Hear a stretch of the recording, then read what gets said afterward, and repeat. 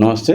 నా పేరు Ramesh Kadari, high court advocate, Hyderabad, Telangana. విడాకుల విషయంలో స్త్రీలు చేసే 5 రకాల తప్పులేమిటి? వాటి యొక్క పరిష్కారాలేమిటి? సో, విడాకుల విషయంలో స్త్రీలు కొన్ని సందర్భాల్లో తొందరపడడం వల్ల వారి యొక్క లైఫ్ చాలా దుర్భరమైన పరిస్థితి ఏర్పడుతుందని తెలియజేసుకుంటాం.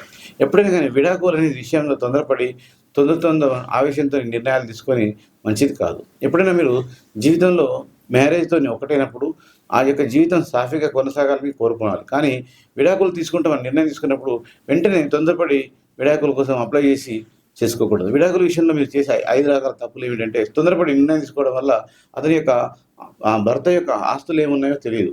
భర్త యొక్క ఆదాయ వనరులు ఏమున్నాయో తెలియదు. అతనికి ఉన్నటువంటి ఇన్‌కమ్ సోర్సెస్ ఏమున్నాయో తెలియదు. అంతేకాకుండా భర్త అతనికి మెయింటెనెన్స్ ఇవ్వగలుగుతాడా? ఇవ్వలేడా? తెలవదు.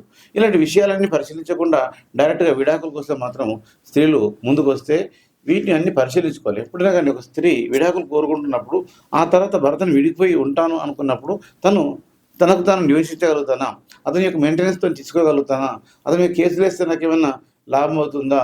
లేకపోతే నా యొక్క జీవితము, నా పిల్లల జీవితం దుర్భరం అవుతుందా? అని ఆలోచించుకొని మాత్రమే కేసులోకి వెళ్ళిపోవాలి. సో, విడాకుల కేసు వెళ్ళినప్పుడు మాత్రం ఫస్ట్ మీరు చూడాల్సిందేంటి?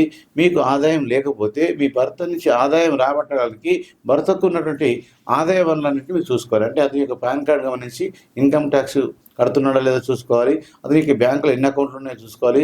అతనికి సాలరీ ద్వారా ఆదాయం ఎంత వస్తుందో చూసుకోవాలి.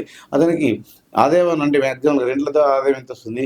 వ్యవసాయం ద్వారా ఆదాయం ఎంత వస్తుంది? అతనికి ఎన్ని రకాల ఆస్తులు ఉన్నాయి? ఇవన్నీ చూసుకోవాలి. అంతేకాకుండా భర్త సాధారణంగా తప్పించుకోవడానికి చూపిస్తుంటాడు. కాబట్టి వీటన్నిటి గురించి కూడా ముందే అవగాహన ఉంచుకొని చూసుకోవాలి. ఒక కేసు వేసేటప్పుడు ఆ కేసుని ముందే ఊహించుకొని, అంటే ఆ కేసు వల్ల నాకు ఏ రకంగా ప్రయోజనం జరుగుతుందో ఆలోచించుకొని కేసు వేయాలి గానీ, కేసు వేసిన తర్వాత ఆలోచించుకుంటే ఏం లాభం లేదు. కాబట్టి స్త్రీలు ఇలాంటి విషయాలన్నిటిని పరిశీలించుకున్న తర్వాతనే విడాకులకి వెళ్ళాలి. విడాకులు కోరుకోవడం నేను చెప్పలేను. కాకపోతే తప్పని పరిస్థితి వచ్చినప్పుడు మీరు కుదరదు అనుకున్నప్పుడు మ్యూచువల్ డైవర్స్ అనేది వెళ్ళొచ్చు. మ్యూచువల్ డైవర్స్ అనేది మీకు అనుకుంటే 15 డేస్‌లో, 1 మంత్‌లో కూడా తీసుకోవచ్చు. లేదా కంటెస్టెడ్ డైవర్స్‌లో తీసుకున్నప్పుడు ఖచ్చితమైన కారణాలు చూపించాలి. అంటే మనం ఖచ్చితమైన కారణాలలో మనకు కురియాలిటీ గ్రౌండ్ వస్తుంది. అలాగే డిజర్షన్ గ్రౌండ్ వస్తుంది. అలాగే సెపరేషన్ గ్రౌండ్ వస్తుంది. అలాగే డిసీజెస్ గ్రౌండ్ వస్తుంది. ఇలాంటి గ్రౌండ్స్ అన్ని చూసుకున్న తర్వాతనే ఖచ్చితంగా వస్తది. దాని తర్వాత రాకుండా నేను ఉంటే కూడా నేను మెయింటైన్ చేయగలుగుతాను అనుకున్నప్పుడు మాత్రమే డైవర్స్‌కి వెళ్ళడం మంచిది. లేకపోతే ఉన్న లైఫ్‌ని చిన్న జీవితం కాబట్టి అడ్జస్ట్ కాగలిగినంత అయినప్పుడు ఖచ్చితంగా అడ్జస్ట్ అయిపోతేనే చాలా మంచిదని నేను తెలియజేస్తాను.